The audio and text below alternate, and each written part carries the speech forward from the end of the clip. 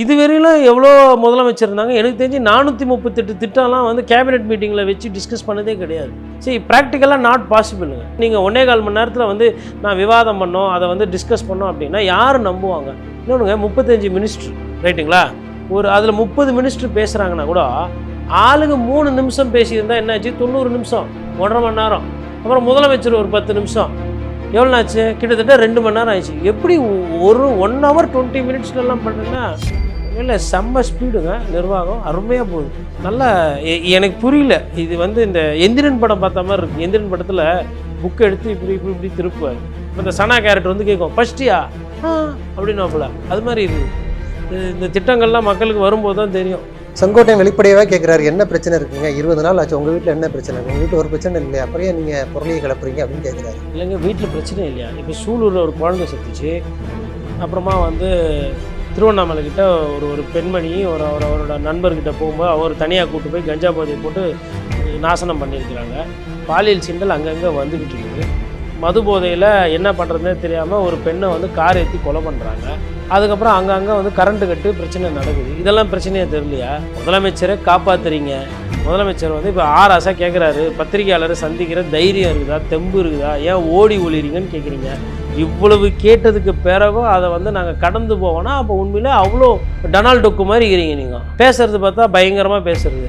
கட்சி தோற்று போயிருக்குது, 3வது இடத்துல இருக்குன்றதுனால அந்த கட்சியை வந்து இவ்வளவு கேவலமாலாம் வந்து உடச்சி பிரித்து அதுலேருந்து ஆள் எடுக்கிறதுலாம் அது வந்து நல்லா இல்லை. உங்கள் சிங்கத்துக்கு அங்கே போடலை, அங்கே ரெட்டலில் தானே ஜெயிச்சுது. விசில் தோத்துச்சு இல்லை. பதவி வரும்போது பணிவு வரும்னு சொல்லுவாங்க. ஆனால் இங்கே எல்லாம் உள்டால் நடக்குது. பதவி வரும்போது தான் குதிரை பேர அரசியல் இன்னும் வேகமாக நடக்குது. என்னங்க குதிரை பேர அரசியல் இல்லை, குதிரை வேக அரசியல்ன்றாங்க. இங்கே நாட்டில் அரசியல் வந்து ரொம்ப கேவலமாக ரொம்ப மலிவாக போயிட்டுருக்கு. பணம் தான் இங்கே எல்லாத்தையுமே முடிவு பண்ணுது. இளைஞர்கள் பார்த்து கற்றுக்கிட்டோம். இப்படி வந்து சொந்தமாக ஜெயிக்க முடியல, துப்பு இல்லைனாலும் பரவாயில்ல, வேறு யாருன்னா வந்து சேர்ந்துக்கிட்டோம். இது ஒரு நல்ல அரசியல் அப்படின்ற மாதிரி போகும். ஹிஸ்ட்ரி எடுத்து பார்த்தீங்கன்னா இதெல்லாம் அவலம். லிபர்டி தமிழ் நேயர்களுக்கு வணக்கம். இன்றைய நேர்காணலில் நாம் சந்திக்க இருப்பவர் பத்திரிகையாளர் கோட்டீஸ்வரன் அவர்கள். வணக்கம் சார். வணக்கம். நேயர்களுக்கு அன்பு வணக்கம். தமிழ்நாட்டில் தொடர்ச்சியாக இந்த சட்டம் ஒழுங்கு பிரச்சனை, கொலை கொள்ளை பாலியல் குற்றச்சாட்டுகள் இருக்குது. இன்னொரு புறம் வந்து முதல் முறையாக அமைச்சரவை கூட்டத்தை கூட்டியிருக்கிறாரு விஜய் அவர்கள். நேற்று அந்த அமைச்சரவை கூட்டத்தில் 10 to 11:20 அந்த 1.25 மணி நேரத்துக்குள்ளே சுமார் 436 திட்டங்கள் குறித்து ஆலோசனை பண்ணதாக தகவல் வெளியாகிருக்கு. அது எப்படி இவ்வளோ நேரத்துக்குள்ளே ஆலோசனை பண்ணாங்க அப்படின்னு சமூக வலைதளங்களில் கருத்தும் சொல்கிறாங்க. இன்னொரு புறத்தில் என்னதான் ஒரு சட்டம் ஒழுங்கு பிரச்சனை, இவ்வளவு பிரச்சனைகள் இருந்தாலும் அதிமுகவிலிருந்து முன்னாள் அமைச்சர்கள், எம்எல்ஏக்கள், பல்வேறு நிர்வாகிகள் வந்து தாவேக்கால இணைகிறது தொடர்கதையாகவே இருக்குது. இன்றைக்கு கூட கடம்பூர் ராஜு, ஆனந்தன், MC சம்பத் போன்றவர் வந்து இன்றைக்கி வந்து தாவேக்கால இணைகிறாங்க. பனையூர் கேட்டு வெளியே நிற்கிறாங்க. இன்னும் கேட்டு திறக்கலை, எப்போ கேட்டு திறப்பாங்க இணையலாண்டு காத்திருக்கிறாங்க.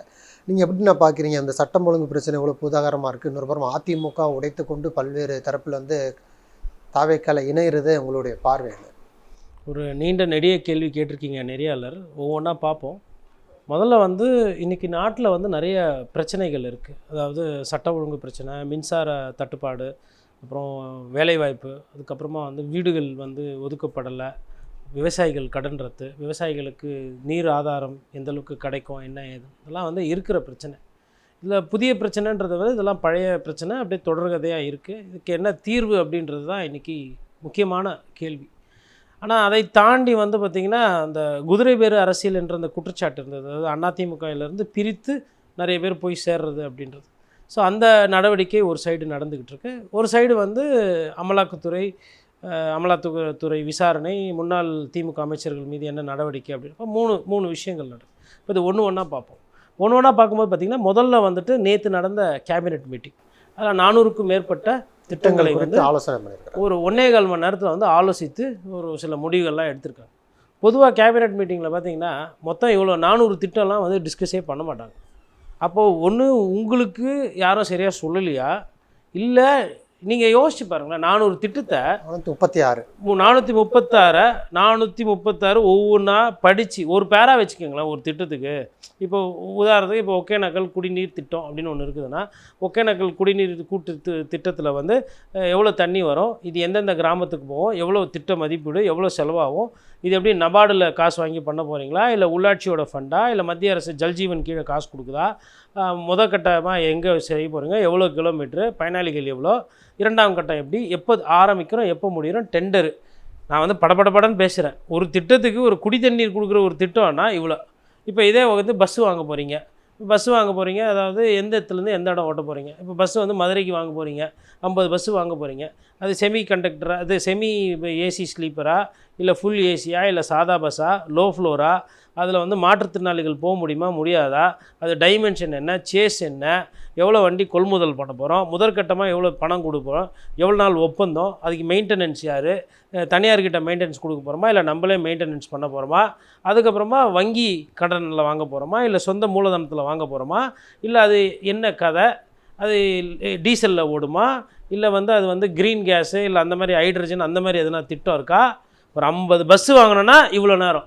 அப்போது ஒரு திட்டத்தை பற்றி வேகமாக சப்ஜெக்ட் தெரிஞ்சு பேசினா கூட ஒரு திட்டத்துக்கு 1 நிமிஷம். அப்போ 438 விஷயம் பேசினோன்னா எவ்வளவு நேரம் ஆயிருக்கும். அப்போ நான் என்ன நினைக்கிறேன்னா, இந்த மன்ற கூட்டத்திலலாம் என்ன பண்ணுவாங்கன்னா, தீர்மானம் 1லேருந்து 40, ஏப்போர் ஆமங்க எதிர்ப்போரே இல்லை, மன்றம் இதை வரவேற்கிறது, 1லேருந்து 40 தீர்மானம் ஆல் பாஸ் அப்படின்னு சொல்லிட்டு சம்டைம்ஸ் இந்த கவுன்சிலர்கள் என்ன பண்ணுவாங்கன்னா, ஏன்னா ஒவ்வொரு திட்டமாக படித்து ஒவ்வொரு தீர்மானமாக படித்தா கிராஸ் கேள்விலாம் கேட்பாங்க. இந்த இடத்துல வந்து ஒரு பாத்ரூம் கட்டணும், இது வந்து 80 லட்ச ரூபா ஆகுதுன்னா எத்தனை பேர் யூஸ் பண்ணலான்னு கேட்பாங்க கவுன்சிலர். 8 பேர். அப்போ ஒரு பாத்ரூமுக்கு 10 லட்ச ரூபாவா, இது வந்து தப்பாகுது, இதை விட கம்மியாக கொடுங்க டெண்டரு அப்படி இப்படின்னு பிரச்சனையாகும். அதனால் என்ன பண்ணுவாங்கன்னா, ஃபுல்லாக டீட்டெயிலாக பண்ணாமல் ஒரு சில நேரத்தில் உள்ளாட்சியில் 1லேருந்து 40 அப்படி தீர்மானம் நிறைவேற்றப்பட்டது. அப்புறம் வந்து ஒரு காலவர் கழிச்சு 40லேருந்து 60 தீர்மானம் நிறைவேற்றப்பட்டதுன்னு சொல்லிட்டு ஒரு மணி நேரத்தில் பார்த்திங்கன்னா ஒரு 150 140 தீர்மானத்தை தள்ளி விட்டுருவாங்க. இதெல்லாம் நானே பார்த்துருக்குறேன். ஆனால் இது அதை விட மின்னல் வேகமாக இருக்குது. எக்ஸ்பிரஸ் விளையாட்டாக இருப்பாங்க. ஒரு அமைச்சரவை கூட்டம் வந்து சீரியஸாக நடக்கும். 436 திட்டங்களை ஆலோசித்ததாக தகவல் இருக்குது. ஆனால் விளையாட்டாக இப்படி பேசுகிறது விளையாட்டு இல்லைங்க, தெரியல. சரி, கேபினெட் மீட்டிங்கில் வந்து எதெல்லாம் வந்து கேபினெட் அமைச்சரவைக்கு அங்கே விசாரிக்கப்படும்னா ரொம்ப முக்கியமான திட்டங்கள். அதாவது வந்து ஒரு 300 கோடி ரூபா திட்டமாக இருக்கும், இல்லை ஒரு 10,000 கோடி திட்டமாக இருக்கும், இல்லை முக்கியமான ஒரு விஷயத்துக்கு ஒப்புதல் கொடுக்க வேண்டியிருக்கும். அதை தான் வந்து அமைச்சரவை கூட்டி முடிவு பண்ணுவாங்க. இதுவரையிலும் எவ்வளோ முதலமைச்சர் இருந்தாங்க, எனக்கு தெரிஞ்சு 438 திட்டம்லாம் வந்து கேபினெட் மீட்டிங்கில் வச்சு டிஸ்கஸ் பண்ணதே கிடையாது.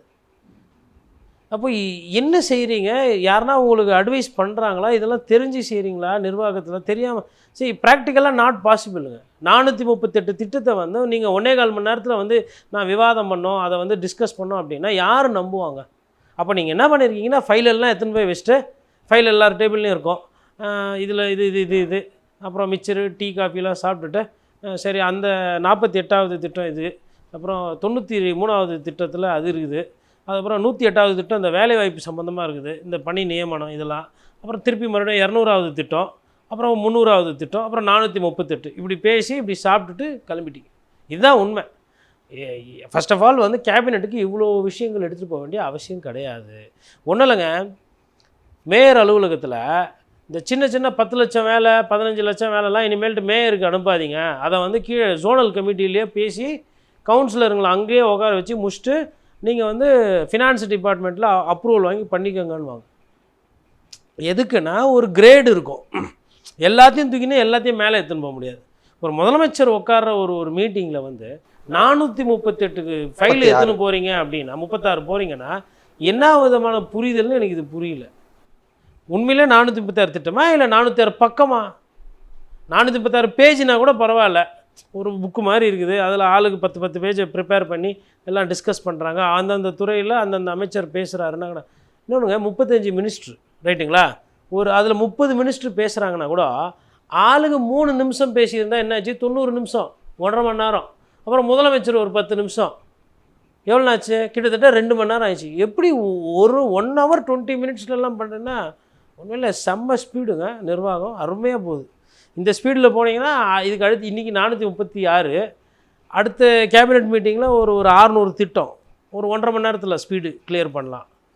நல்லா எனக்கு புரியல. இது வந்து இந்த எந்திரன் படம் பார்த்த மாதிரி இருக்குது. எந்திரன் படத்தில் புக்கை எடுத்து இப்படி திருப்புவார். இப்போ இந்த சனா கேரக்டர் வந்து கேட்கும், ஃபஸ்ட்டியா அப்படின்னு போல, அது மாதிரி இருக்குது.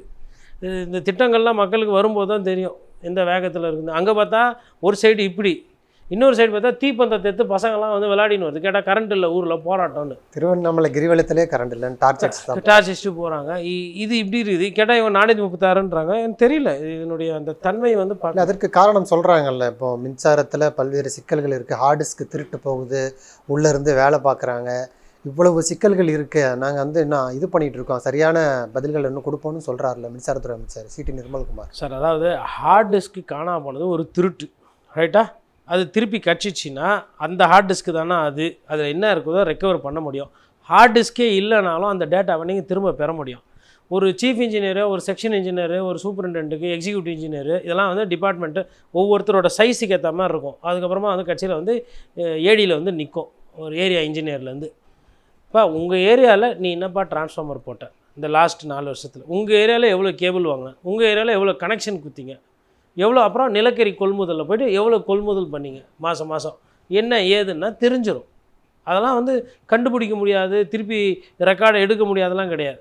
டெண்டர் விட்டுருந்தா டெண்டர் டிபார்ட்மெண்ட்ஸில் எதுன்னு இருக்கும். டெண்டர் கொடுத்துருப்பீங்கல்ல கான்ட்ராக்டரு, அவர்கிட்டே ஒரு சில பேப்பர் இருக்கும். அதுக்கப்புறம் ஆஃபீஸர் கையெழுத்து போட்டிருப்பாங்கல்ல, இந்த ஒர்க் ஆர்டர் கொடுத்துருப்பாங்கல்ல, இந்த வேலையை செய்யுங்கன்னு சொல்லிட்டு அதில் தரவுகள் இருக்கும். கரண்ட்டு காணாமல் போச்சுன்னு சொல்லி மக்கள் அங்கங்கே போராட்டம் பண்ணிக்கிறாங்கன்னா ஹார்ட் டிஸ்கை காணுன்றீங்க. பஸ்ஸு விடலங்க, பஸ்ஸு வரலங்கன்னா நான் சாப்பிடல, பசிக்குது, நீ சாப்பிட்டா நான் சாப்பிட்லன்றீங்க. வருமானம் வரல, இன்வெஸ்ட்மெண்ட் எடுத்துன்னு வரனா நாங்கள் ரீல்ஸ் போட்டுக்கிறோம், இன்வெஸ்ட்மெண்ட் வரும்ன்றீங்க. அப்போது எப்படி புரிஞ்சுக்கிறது? இன்னொருத்தர் என்னடானா மைனிங்ஸு ஜியோ கொடுங்க, எதெல்லாம் குவாரி க்ளோஸ் பண்ணியாச்சு என்ன ஏதுன்னு பார்த்தா அவரு ட்ரோன் விட்றாரு மேலே. கடைசியாக அங்கே போய் இங்கே போய் சரி கேபினெட் மீட்டிங்லனா எதனா வந்து ஒரு கரெக்டாக ஒரு விஷயங்கள் பெருசாக வரும்னு பார்த்தா 436 திட்டத்தை 1.5 மணி நேரம் 1 மணி நேரம் 20 நிமிஷத்தில் முடிச்சுட்டுக்கிறீங்களே. பேசி கீசி விவாதம் பண்ணி நேர்பட பேசி குறுக்கில் பேசி சைடில் பேசி அசுர வேகம் இல்லையா? இல்லை, குறை சொல்லணும்னா சொல்லலாம். இப்போ முதலமைச்சர் வந்து கண்டிப்பாக பத்திரிகையாளர்களை சந்திக்க வேண்டிய அவசியம் இல்லை அப்படின்னு சொல்லி சிடி நிர்மல்குமார் சொல்கிறாரு. செங்கோட்டையன் வெளிப்படையாகவே கேட்குறாரு, என்ன பிரச்சனை இருக்குங்க, 20 நாள் ஆச்சு, உங்கள் வீட்டில் என்ன பிரச்சனை இருக்குது, உங்கள் வீட்டில் ஒரு பிரச்சனை இல்லையா, அப்புறம் ஏன் நீங்கள் பொருளையை கிளப்புறீங்க அப்படின்னு கேட்குறாரு. இல்லைங்க, வீட்டில் பிரச்சனை இல்லையா? இப்போ சூலூரில் ஒரு குழந்தை செத்துச்சு. அப்புறமா வந்து திருவண்ணாமலை கிட்ட ஒரு பெண்மணி அவரோட நண்பர்கிட்ட போகும்போது அவர் தனியாக கூப்பிட்டு போய் கஞ்சா போதையை போட்டு நாசனம் பண்ணியிருக்கிறாங்க. பாலியல் சீண்டல் அங்கங்கே வந்துக்கிட்டு இருக்குது. மது போதையில் என்ன பண்ணுறதுனே தெரியாமல் ஒரு பெண்ணை வந்து கார் ஏற்றி கொலை பண்ணுறாங்க. அதுக்கப்புறம் அங்கங்கே வந்து கரண்ட்டு கட்டு பிரச்சனை நடக்குது. இதெல்லாம் பிரச்சனையே தெரியலையா? இப்போ போய் கேள்வி கேட்குறவங்க வீட்டில் பிரச்சனை இருந்தால் தான் சொல்லணுமா? பொதுமக்களோட பிரச்சனையை யார் பேசுறது? முதலமைச்சரே பதில் சொல்ல வேண்டிய அவசியம் இல்லை அப்படிங்கிற. முதலமைச்சரை காப்பாற்றுறீங்க. முதலமைச்சர் வந்து இப்போ ஆராசா கேட்குறாரு, பத்திரிகையாளரை சந்திக்கிற தைரியம் இருக்குதா, தெம்பு இருக்குதா, ஏன் ஓடி ஒளிறீங்கன்னு கேட்குறீங்க. இவ்வளவு கேட்டதுக்கு பிறகும் அதை வந்து நாங்கள் கடந்து போவோன்னா அப்போ உண்மையிலே அவ்வளோ டொனால்ட் டொக்கு மாதிரி இருக்கிறீங்க. நீங்கள் பேசுகிறது பார்த்தா பயங்கரமாக பேசுகிறது. இப்போ பத்திரிகையாளர் இப்போ நேற்று கேபினெட் மீட்டிங் முடிஞ்ச உடனே இப்போ பத்திரிகையாளர் கூப்பிட்டு தான் இதை கேள்வியெல்லாம் கேட்டிருப்பாங்க. சார் அதில் முக்கியமான திட்டம் எது சார், ஒரு டாப் 10 திட்டம் வண்டி சொல்லுங்கள் அப்படின்னா, என்னது 436 436 திட்டம் எப்படி சார் இவ்வளோ நேரத்தில் முடிச்சு? கண்டிப்பாக அந்த கேள்வி வரும். எத்தனை துறையை சார்ந்தவருங்க? சரி, துறை அமைச்சர்களாக எதனா வெளியில் வந்து அதை பற்றின விளக்கம் டீட்டெயிலாக கொடுத்தாங்களா? அப்போ என்ன அது? அப்போ எதுக்கு இப்போ ஒரு கேபினெட் மீட்டிங்? இப்போ இந்த மீட்டிங் நேற்று நடத்த சொல்லி யார் சொன்னது? 436 திட்டம் திட்டினீங்கன்னா நாட்டு மக்களுக்கு தான் எல்லா திட்டமும். மக்களுக்கு தெரில, பத்திரிகையாளருக்கு சொல்ல, நீங்களும் வெளியில் வந்து சொல்லலை. யார் என்ன திட்டம், எந்த கான்ட்ராக்டர், எவ்வளோ கிலோமீட்டர், தண்ணி வருமா வராதா, கரண்ட்டு வருமா வராதா, நாயை பிடிக்க போகிறீங்களா, சர்ஜரி பண்ணுறீங்களா, தெருவிளக்குக்கு எதனா பணம் ஒதுக்கிறீங்களா, பஸ்ஸு ஓடுமா ஓடாதா, 2500 ரூபா பணம் வராதா, தங்கம் எதனா வாங்க போகிறீங்களா கொடுக்குறதுக்கு, தாய்மாமன் சீருக்கு, இவ்வளோ இருக்குது இல்லை? எதுவுமே சொல்ல மாட்டோம், கம்மன்னு இருப்பானா என்ன அர்த்தம்? ஆனால் இந்த செய்தி ஒண்டி வெளியிடுறீங்க, 436 திட்டம் வந்து நிறைவேற்றி பேசியிருக்கிறாங்க அப்படின்னு. என்ன திட்டம் ஏது நாட்டு மக்களுக்கு சொல்லணும்ல. அது எப்படி பத்திரிகையாளர்கிட்ட சொல்ல மாட்டீங்க? இப்படி வீடு வீடாக போய் சொல்ல போகிறீங்களா கதவு தட்டி 436 கேபினெட்டில் பேசிக்குதுன்னு? அதான் வந்துங்க மக்கள் வந்து பாவம். உண்மையிலே சொல்ல போனால் ஒரு நம்பிக்கை வச்சு உங்களுக்கு வாக்கு செலுத்தியிருக்கிறாங்க. நீங்கள் இதை பண்ணுவீங்கன்னு பார்த்தா அதிமுகலேருந்து ஒரு எம்எல்ஏ வர நிகழ்ச்சி நடத்தி நிற்கிறீங்க, கட்சி நிகழ்ச்சி. ஆட்சி நிர்வாகம் நல்லா இருக்குது, இந்த கட்சி நல்லபடியாக இருக்குன்னு தானே ஒரு நம்பிக்கையில் தானே அதிமுகலேருந்து முன்னாள் அமைச்சர்கள், எம்எல்ஏக்கள், நிர்வாகிகள் எல்லோருமே உடைத்து கொண்டு வராங்க. அதாவதுங்க அவங்களுக்கு வந்து என்னன்னா ஒரு பசை எங்கே இருக்கோ அங்கே போய் நிற்கணும், அவ்வளோதான். உண்மையாக வந்து மக்களுக்கு நல்லது செய்யணும்னா ஆக்சுவலாக பார்த்தா எதிர்க்கட்சியில் இருந்தால் தான் செய்ய முடியும். இல்லை, ஒருத்தர் 2 பேர் வந்தால் பரவாயில்ல. தொடர்ச்சியாக ஆட்சி பொறுப்பில் அமர்ந்ததுலேருந்து தினமும் 2 பேர் 3 பேர் அதுக்கு பேர் தாங்க குதிரை பேர் அரசியல். 1-2 பேர் வந்தால் அது கிடையாது. இவங்களுக்கு இந்த நம்பர் வருது இல்லை, இந்த 118 வரல இது நடக்கும். இல்லை அப்புறம் யாருனா கூட ஐடியா சொல்லுவாங்க, 118 ஒரு மாதிரி இருக்குது, நம்ம வந்து ஒரு 130 வந்து வர அளவுக்கு நம்ம எவ்வளோ பேரை இழுக்க முடியுமோ இழுப்போன்னு கூட போகலாம். சரிங்க, அதெல்லாம் அந்த சம்மந்தப்பட்டவங்களுக்கு தெரியணும். என்னடா இப்போ 15 நாள் 20 நாள் 30 நாள் இந்த மாதிரி மாறுறோமே, திருப்பி போய் மக்களை போய் எப்படி சந்திக்கிறது, ஓட்டு எப்படி கேட்குறது, ஒருவேளை தோற்றுக்கிட்டு போயிட்டோன்னா இப்போ இந்த மாதிரி ஒரு இது மாதிரி ஒரு அரசியல் பண்ணுறாங்கன்னும் போது வேறு வழியே கிடையாது. அன்புமணி ராமதாஸ் சொன்ன மாதிரி எல்லா எதிர்க்கட்சிகளும் ஒன்றா இருந்து, ஏங்க இது ஜனநாயக படுகொலை, இது வந்து ஒரு மட்டமான மலிவான அரசியல். நீங்கள் 108 எம்எல்ஏ இருக்குது, அது வந்து 120 சப்போர்ட்டு கொடுக்கறதுக்கு ஐயுஎம்எல் போன்ற கட்சிகள், விசிகா, சிபிஐ, சிபிஎம் எல்லாம் வந்துட்டாங்க. 120 இருக்குது. இப்போ அந்த அதிமுகலேருந்து அந்த வந்து ஒரு இப்போ 20 எம்எல்ஏ 10 எம்எல்ஏ சேர்ந்து என்ன ஆகிட போகுது, என்ன கிடைக்க போகுது? அப்போ இதனால் உங்களுக்கு சிக்கல் தானே. தலைமை நோக்கி வராங்க. அதிமுகலாம் நல்ல தலைமை இல்லை, எடப்பாடி மீது நம்பிக்கை இல்லை, விஜய் ஒரு தலைமை பண்புக்கு தகுதியானவராக இருக்கிறாருன்னு அதிமுக. சரி, அது கரெக்டாக ஓகே, அந்த வாதத்தை ஏற்றுக்குருவோம். ராஜினாமா பண்ணிட்டு போய் சேர்றாங்க, மக்கள் பார்த்து அது எது சரியோ எது தப்போ முடிவு பண்ணிட்டோம். இது வந்து ஆனால் ஒன்றுங்க, கட்சி தோற்று போயிருக்குது, 3வது இடத்துல இருக்குன்றதுனால அந்த கட்சியை வந்து இவ்வளவு கேவலமாலாம் வந்து உடச்சி பிரித்து அதுலேருந்து ஆள் எடுக்கிறதுலாம் அது வந்து நல்லா இல்லை. உங்கள் சிங்கத்துக்கு அங்கே போடலை, அங்கே ரெட்டலை தானே ஜெயிச்சுது, விசில் தோத்துச்சு இல்லை, தோத்த விசிலை வந்து தலையில் தூக்கி வச்சுட்டு ரெட்டையில தள்ளி விட்டுட்டு அங்கேருந்து வலிக்கிறீங்களா? அது என்ன விதமான அரசியல் அது? இது மாதிரி 89 சட்டமன்ற உறுப்பினர் வச்சுட்டு இருப்போம், கலைஞர் கூட பண்ணலை. இது அதிமுக இதுக்கு என்ன எதிர்வினை ஆட்டுறது தான் பார்க்கணும். இல்லை அப்படியே கம்முன்னு அமைதியாக இருப்பாங்களான்னு. ஆல்ரெடி ஒரு இப்போ இவங்க போகிறதெல்லாம் எனக்கு பிரச்சனை இல்லை. அதிமுக ஒரு தொண்டை தீ குளிச்சு செத்துருக்குறாப்புல, இன்னமும் வந்து அமைதியாக தான் இருக்கிறாங்க. உண்டான அந்த எதிர் அரசியல் எங்கே, இந்த அரைச்சீற்றம் எங்கே? மக்களுக்கு இவ்வளோ பிரச்சனை இருக்குது இந்த 20 நாளில். ஆனால் அதை பற்றி பேசுகிறதுக்கோ அதை பற்றி கேள்வி கேட்குறதுக்கு இல்லாமல் இவங்கெல்லாம் வந்து நாங்கள் மக்களுக்கு சேவை செய்கிறோம்னு போயிட்டுருக்குறாங்க. இந்த மாதிரி ஆளுங்கள்லாம் சீட்டு கொடுத்துருக்குறாங்க பாருங்கள், அவங்களும் வந்து அது மாதிரி அந்த கட்சி பிரச்சனை அது எப்படி பார்ப்பாங்கன்னு தெரியல. இப்போ இந்த தொடர்ச்சியாக முன்னாள் அமைச்சர்கள் இப்போ நேரு மீது அந்த வழக்கு பதிவு செஞ்சுருக்கிறாங்க. இந்த இடி ஏற்கனவே வழக்கு போட சொல்லி இது பண்ணாங்க, ஆனால் அரசு போடாமல் இருந்தாங்க. இப்போ நீதிமன்றமும் கேள்வி எழுப்பியிருக்கு, ஏன் நீங்கள் வழக்கு போட்டீங்க, என்ன முகாந்திரத்தில் வழக்கு போட்டிருக்கீங்க, ஜூன் 28 வரைக்கும் விசாரிக்க தடைன்னு சொல்லியிருக்கிறாங்க. இப்போ செந்தில் பாலாஜி மீது அடுத்த ஆளுநர் ஒப்புதல் கொடுத்துருக்கிறதாக ஒரு தகவல் இருக்குது. இந்த இடியுடைய அந்த ஃபார்முலாவை இடி தொடர்ச்சியாக இவங்க மீது தான் வழக்கு போடணும், ஒப்புதல் கொடுங்கன்னு அந்த வந்து முன்னாடி இருந்த தமிழ்நாடு அரசு நிறுத்தி வச்சிருந்துச்சு. இப்போ இருக்கக்கூடிய அரசு வந்து இடிக்கு ஒப்புதல் அளிக்குது, இடி வழக்கு போட அனுமதிக்குது. அது எப்படி பார்க்குறீங்க? அது இல்லைங்க, அது வந்து உங்கள் மீது வந்து ஊழல் குற்றச்சாட்டு வருது, நீங்கள் வேலைக்கு வந்து காசு வாங்கியிருக்கீங்கன்னு சொல்லிட்டு கருத்து வருது, கம்ப்ளைண்ட் இருக்குன்னா அது விசாரிக்க வேண்டியது தான். அதை வந்து காலதாமதம்லாம் பண்ணக்கூடாது. கோர்ட்டுமே வந்து இதில் ரெஜிஸ்டர் பண்ணி விசாரிக்க தான் சொல்லிக்குது. கோர்ட் வந்து நீங்கள் உடனே தண்டனை பண்ணுங்கன்னு, நீங்கள் விசாரித்து கோர்ட்டுக்கு அனுப்புங்க, நாங்கள் பார்த்துக்குறோன்ற மாதிரி சொல்லியிருக்காங்க. நிரபராதியாக இருந்தால் கோர்ட்டு விடுவிக்க போகுது, குற்றவாளியாக இருந்தால் கோர்ட்டு தண்டிக்க போகுது. இதனால் இது வந்து ஒரு நல்ல ப்ராசஸ் தான். இதனால் வந்து தாவேக அரசு வந்து வழக்கு பதியப்பட்டு விசாரிக்கணும். அதில் வந்து மாற்று கருத்து கிடையாது. அதே மாதிரி அதிமுகவில் வந்து கொஞ்சம் பேர்லாம் வராங்க, உங்கள் கட்சியிலலாம் வந்து சேர்றாங்க. அவர்கள் மீது இது மாதிரி எதனா வழக்குகள் நிலுவையில் இருந்தால் அதையும் கண்ணியத்தோடு விசாரிக்கணும். ஊழல் என்பது யார் செஞ்சாலும் ஊழல் தான். அது நீங்கள் வந்து செலக்டடாக ஒரு கட்சியை வந்து டார்கெட் பண்ணாமல் பண்ணணும். அதேமாதிரி உங்கள் அதிமுகலேருந்து யாரெல்லாம் வந்து சேர்றாங்களோ அவங்கள் மீது எதனா இருந்தாலும் அதையும் சேர்த்து விசாரி.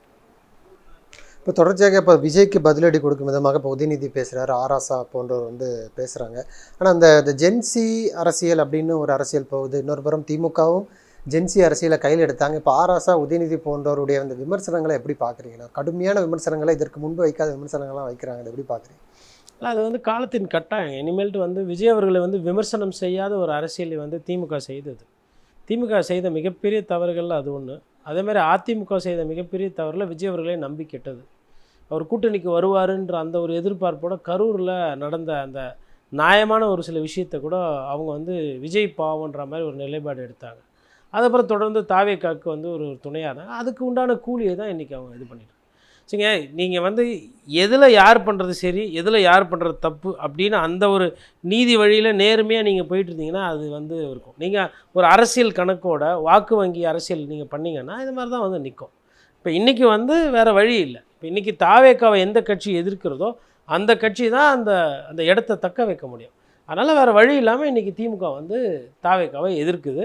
அதனால் அவங்கக்கிட்ட நிறைய பேச்சாளர்கள் இருக்கிறாங்க, கருத்தாக பேசுவாங்க, கேள்விகள் நல்லா கேட்பாங்க. மக்கள் சார்ந்த அரசியலும் அதிமுகவை விட திமுக வந்து களத்தில் எதிர்க்கட்சியாக இருக்கும்போது அதிகமாகவே பண்ணுவாங்க. அதனால் அந்த அரசியல் வந்து இனிமேல் தீவிரமாகவும் இனிமேல் இது தொடரும். இப்போ இங்கே பண்ணுறதுக்கு எல்லாம் வந்து கேபினெட் இப்போ பட்ஜெட் வருது இல்லைங்களா, சட்டமன்றம் நடக்கும் இல்லைங்களா, அதுக்கு எல்லாமே வந்து இப்போ இன்றைக்கி வந்து நல்லா இருக்கும் பார்க்குறதுக்கு. அதாவது ஆனந்தன் வந்து சேர்றாரு, அதுக்கப்புறம் MC சம்பத் வராரு, அப்புறம் அவர் வராரு, இவர் இன்றைக்கெலாம் நல்லாயிருக்கும். இதுக்கெல்லாம் சட்டமன்றத்தில் இருக்கிறவங்கெல்லாம் சேர்ந்துக்கிட்டு கேள்வி கேட்கும்போது ரொம்ப ரொம்ப அசிங்கமாக இருக்கும். பதில் சொல்ல முடியாது. எதுக்கு இந்த மாதிரி அல்பத்தனமாக பண்ணுறீங்க, எதுக்கு இப்படி அசிங்கமாக இப்படி சேர்த்துக்கிறீங்க, சொந்த காலில் நிற்க முடியாமல் பொய்க்கால் குதிரை வேலையை இப்படி பண்ணுறீங்கன்றத திமுகவும் கேள்வி கேட்கும், அதிமுகவும் கேள்வி கேட்கும். அதிமுக எப்படி எதிர்வினை அரசியல் பண்ணுறதுன்றதை பார்க்கும். இல்லை, இங்கே தலைவர் விஜய் வந்து 15 இடங்களில் தான் பிரச்சாரம் பண்ணார். சுமார் 8 தொகுதி 10 தொகுதியில் தான் பிரச்சாரம் பண்ணார். அதுக்கே உங்களுக்கு வந்து இவ்வளவு அடி விழுந்திருக்கு. மொத்தமாக எல்லா தொகுதிகளும் பிரச்சாரம் பண்ணார்னா திமுக வாங்கி 59 தொகுதிகளும் டெபாசிட் கூட கிடச்சிருக்கிறாரு அப்படின்னு ஆதவ அர்ஜுனா சொல்கிறார். அது மட்டும் இல்லை, இனி வரும் காலங்களில் நீங்கள் ஒரு மேயர் கூட ஜெயிச்சு காட்டுங்க, நான் சவால் விடுறேன் அப்படிங்கிறாரு. அந்த அளவுக்கு சவால் விடுறதுக்கு முக்கிய காரணம் வந்து இப்போவே எம்எல்ஏக்களை வாங்குறாங்க. இடைத்தேர்தல்லாம் எப்படி நடக்கும், உள்ளாட்சி தேர்தல் எப்படி நடக்கும்ன்றது நாட்டு மக்களுக்கு தெரியும். ஆளுங்கட்சி தான் எப்பவுமே ஆதிக்கம் செலுத்தி காசை கீசை செலவு பண்ண. இப்போ இன்றைக்கி அதிகாரம் வந்துடுச்சு இல்லை, கைக்கு ஆட்சி வந்துடுச்சு இல்லை. அதனால் ஐயா ஆதவ் பேசுகிறதெல்லாம் கேட்க வேண்டியது தான். ஒரு மேயர் ஜெயிச்சு காட்டுங்க தைரியம் இருந்தா அப்படிங்கிறாரு. அப்படி தான் பேசுவார் அவர். ஃபஸ்ட்டே அவர் பேச்சு பயங்கரமாக இருக்கும். இப்போ ஆட்சி அதிகாரத்தை, அதாவது பதவி வரும்போது பணிவு வரும்னு சொல்லுவாங்க. ஆனால் இங்கே எல்லாம் உள்டால் நடக்குது. பதவி வரும்போது தான் குதிரை பேர அரசியல் இன்னும் வேகமாக நடக்குது. என்னங்க குதிரை பேர அரசியல் இல்லை, குதிரை வேக அரசியல்ன்றாங்க. நேற்று வரலாம் பிஜேபி இதையே பண்ணப்போ கேவலமாக பேசினவங்க இன்றைக்கி இது குதிரை பேர அரசியல் இல்லை, இது குதிரை வேக அரசியல் பேசுகிறாங்க. என்ன பண்ண முடியும்? இங்கே நாட்டில் அரசியல் வந்து ரொம்ப கேவலமாக ரொம்ப மலிவாக போயிட்டுருக்கு. பணம் தான் இங்கே எல்லாத்தையுமே முடிவு பண்ணுது. அது கொடுக்குற தைரியம். இப்போ என்ன கேட்டால் வந்து இவங்க என்ன சேவை பண்ண போகிறதா சொல்லுவாங்க. ஏன் இருக்கிற கட்சியிலேருந்து சேவை பண்ண முடியாதா? இப்போ சிபிஐ சிபிஎம் 5 எம்எல்ஏ 4 எம்எல்ஏ வச்சுருக்குறாங்க. இப்போ அவங்களாம் நான் போய் அமைச்சரவையில் பூந்துக்கினாங்களா? ஏன்னா அவங்களுக்கு வந்து அந்த அந்த காசு அதெல்லாம் பண்ணணும்னு இல்லை. நீங்கள் யார் இருக்கிறீங்களோ அமைச்சர் இருந்துக்கிட்டோம், எங்கள் வேலை கேள்வி கேட்க போகிற மக்களுக்கு அந்த அரசியல் எடுக்கிறாங்க. இவங்க வந்து தேவை இருக்குது, அதிகமான தேவைகள் இருக்குது. தேவைகளை பூர்த்தி செய்வதற்காக அங்கே போய் சேர்ந்துக்கிட்டு அதற்கு ஒரு மலிவான விளக்கம் சேவை செய்கிறதுக்கோசரம் நான் அந்த புது கட்சியில் போய் சேர்றேன், ஆளுங்கட்சியில் போய் சேர்றேன். நீங்கள்லாம் எதுக்கு ஆளுங்கட்சியில் போய் சேர்றீங்கன்னு மக்களுக்குன்னா இது கூடவா தெரியாமலாம் இருக்கிறாங்க. ஒரு வாட்டி ஓட்டு போட்டாங்கன்றதுக்கோசரம் என்னென்னலாம் பண்ண முடியுமோ பண்ணுங்கள், நடக்கட்டும். இதுவும் நல்ல அரசியல் தான். இளைஞர்கள் பார்த்து கற்றுக்கிட்டோம். இப்படி வந்து சொந்தமாக ஜெயிக்க முடியல, துப்பு இல்லைனாலும் பரவாயில்ல, வேறு யாருன்னா வந்து சேர்ந்துக்கிட்டோம். இது ஒரு நல்ல அரசியல் அப்படின்ற மாதிரி போகும். வரலாறுல இதெல்லாம் போக போகுது. ஹிஸ்ட்ரி எடுத்து பார்த்தீங்கன்னா இதெல்லாம் அவலம் இன்றைக்கி இருக்கும். நாளைக்கு ஒரு சிலர்லாம் இதெல்லாம் பேசுவாங்க. 5 வருஷம் கழிச்சு 10 வருஷம் கழிச்சு இதெல்லாம் பேசும்போது அன்றைக்கி கருப்பு பக்கங்களில் வந்துட்டு இதெல்லாம் போகும். ஒரு கட்சியினுடைய எம்எல்ஏவை வந்துட்டு பேசி கீசி யாருன்னா வந்து மனசாட்சி பிரகாரம் சொல்லுவாங்களா இவங்கெல்லாம் உண்மையிலே அதுக்கு தான் போகிறாங்கன்ட்டுன்னு? என்ன மக்கள் கொடுத்தாங்களோ அதை வச்சு தாங்க அரசியல் பண்ணணும். பார்க்குறதுக்கெல்லாம் அலையக்கூடாது. அங்கேருந்து ஏற்றுக்கிறது இங்கேருந்து ஏற்றுக்கிறது என்ன தன்மை இது? நன்றி. நிறைய நல்ல தகவல்களை நேயர்களுக்கு சொல்லியிருக்கீங்க. உங்களுடைய நேரத்துக்கு மிக்க நன்றி. நன்றி.